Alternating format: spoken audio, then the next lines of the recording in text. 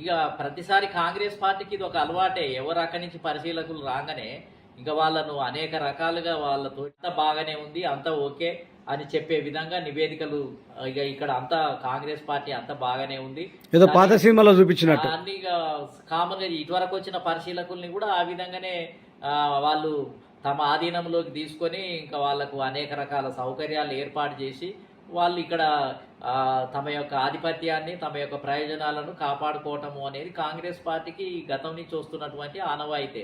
కానీ ఈమె వచ్చినప్పుడు కొంతమంది ఏమనుకున్నాం అంటే మాలాంటి వాళ్ళు కూడా ఏదో రాహుల్ గాంధీ స్పెషల్గా పంపించిండు, ఈడ ఏదో ఈమె పరిశీలన చేసి బడుగు బలహీన వర్గాలకు, ఇటువరకు న్యాయం జరగనటువంటి వర్గాలకు, సామాన్య కార్యకర్తలకు, అదే ఇటువరకు పార్టీలో బెనిఫిట్ పొందనటువంటి వాళ్లకు ఏదో జరగబోతుంది అని వదంతులు కథనాలు వస్తే ఏదో జరగబోతుంది అని అనుకున్నాము. కానీ తీరా చూస్తే అసలు ఏమీ లేదు.